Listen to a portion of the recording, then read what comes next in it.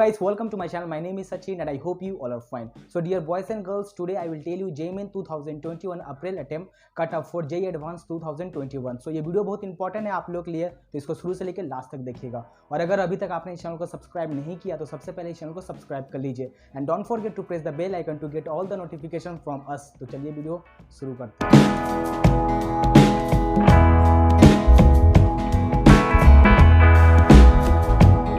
JEE 2021 April attempt का exam 20 जुलाई से स्टार्ट हो रहा है। तो अगर हम लोग टोटल कैंडिडेट्स का बात करें तो इस बार 7,09,519 कैंडिडेट्स है जो JEE 2021 अप्रैल अटेम्प्ट का एग्जाम दे रहे हैं। चलिए बिना टाइम वेस्ट किए मैं आप लोग को बताता हूं कि अगर आप लोग को JEE एडवांस का एग्जाम क्वालिफाई करना है तो आप लोग को कितना परसेंटाइल स्कोर करना पड़ेगा JEE मेन के एग्जाम में। तो अगर आप लोग जनरल कैटेगरी से हैं और आप लोग का टोटल परसेंटाइल 87 प्लस में जा रहा है तो आप लोग JEE एडवांस के लिए क्वालिफाई हैं। और अगर आप लोग जनरल EWS कैटेगरी से हैं और आप लोग का टोटल परसेंटाइल 65 प्लस में जा रहा है तो आप लोग JEE एडवांस के लिए क्वालिफाई हैं। और अगर आप लोग OBC कैटेगरी से हैं और आप लोग का टोटल परसेंटाइल 64 प्लस में जा रहा है तो आप लोग JEE एडवांस के लिए क्वालिफाई हैं। और अगर आप लोग ST कैटेगरी से हैं और आप लोग का टोटल परसेंटाइल 30 प्लस में जा रहा है तो आप लोग JEE एडवांस के लिए क्वालिफाई हैं। तो अगर आप लोग SC कैटेगरी से हैं और आपका टोटल परसेंटाइल 25 प्लस में जा रहा है तो आप लोग JEE एडवांस के लिए क्वालिफाई है।